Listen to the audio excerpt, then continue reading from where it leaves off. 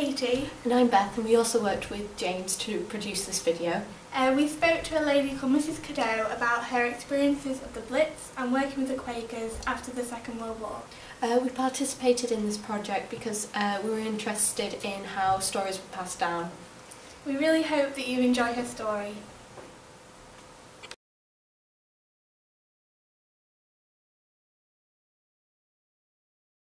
I lived in London. I was on holiday in Eastbourne when the war broke out, and of course poor people had no phones in those days. I was with my friend, we both wrote home and said, had we better come home? And both sets of parents wrote and said, no, what difference would it make, enjoy your holiday. So on the way back we were talking about what we could do, you know, this business about doing your bit.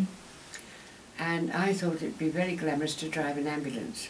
So we went to the interviewing place where there was a very dignified lady in charge, and I told her this, and she said, can you drive already? And I said no, and she said, well, we've got no time to teach you. You'd better go to a first aid post. So that was what happened. It was sited in one of the London hospitals, but rather a small one. I was actually very happy there. It had a young matron, the atmosphere was good, and I was fine, but I was only some kind of an assistant nurse.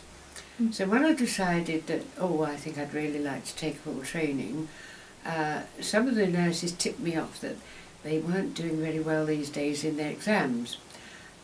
Sister Tutor wasn't all that good. So I transferred to a different hospital, also north of London, Edgware, and that had itself been bombed. I think mainly the laundry, and I think that made the staff very tense because it was not a good atmosphere in general. During our first year, at our first year exams I should say, one of the group had all joined at the same time found she'd failed. She committed suicide. So my friend and I felt we couldn't stay. No way could we stay there. And I said to her, well, this is kind of awkward because we're of call-up age now. And she said, oh, don't worry, I've done a bit of part-time work with the Quakers near where I live.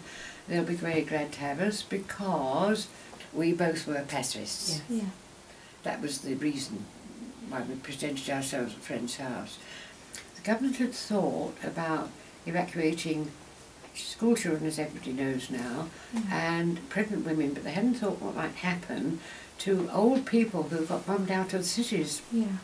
So the Quakers, who are extremely efficient at this type of thing, and often have lots of very wealthy friends, had managed to take over a number of country houses all over England and staff them and look after these bombed out folks. When the war did end, I went down to London for a 10-week training course, but my idea was that I wanted to go to an occupied country like Belgium or Holland, where I knew very well they'd suffered appallingly. But it just happened. I had met my husband by that time on the training scheme, and he'd had a very bad war because he had worked with the Quakers himself in an organisation called Friends Ambulance Unit in Finland, and his ambulance had been bombed because you can't say that was particularly wicked. Apparently some countries used ambulances to transport armaments. But he ended up in Greece just at the time when the Germans were about to land. English intelligence hadn't been quite good enough, and he was captured. So he'd spent 4.5 years in a camp. Because even though he was a pacifist, he still had to observe the demobilisation rules. They'd granted him permission to work with the Quakers because this was well recognised as a very valuable piece of work. He'd got to do another 6 months service, I think it was. And so he went to Germany and I followed him. Yeah. It didn't really suit my conscience because I said I thought I should go to one of the occupied countries. Yeah. But people are just people. Yeah. When the Russians invaded, as you may already know, tragically there were a lot of rapes.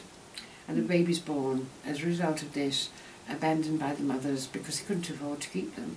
Yeah. So the Protestant Church and the Catholic Church both had children's homes for these little babies. And it was pretty awful, really, really awful. Quakers are very careful not to waste their money, so that if they're asked for help, they always investigate what the problem is.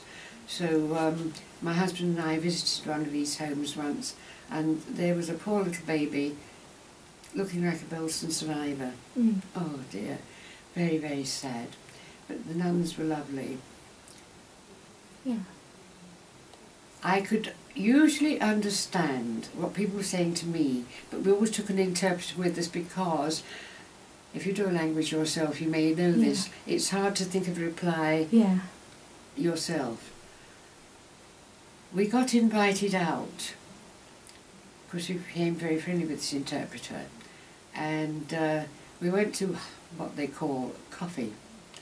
They were so short of stuff. They used ground up acorns, and the woman had miraculously made some kind of a biscuit with no fat in.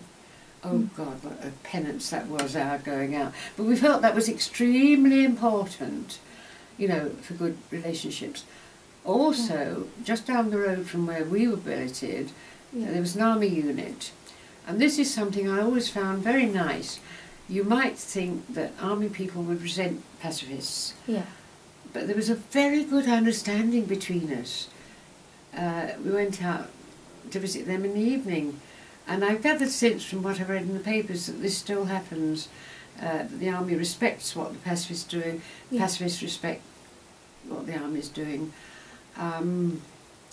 This was northwest Germany, and after I'd been there for a while I thought, supposing I had happened to be dropped by parachute and I'd been blindfolded so I didn't know where I was, I looked at the people and I looked at the countryside. Where would I suppose I was? Kent.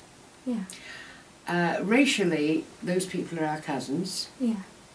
Of course, the royal family itself is all intermarried, and they were light, pale-skinned and looking like us, kinds of trees and shrubs and everything you see out in the country, and, you know, the general appearance, very much like England. It makes you feel so sad that people that closely related have to be at war with each other.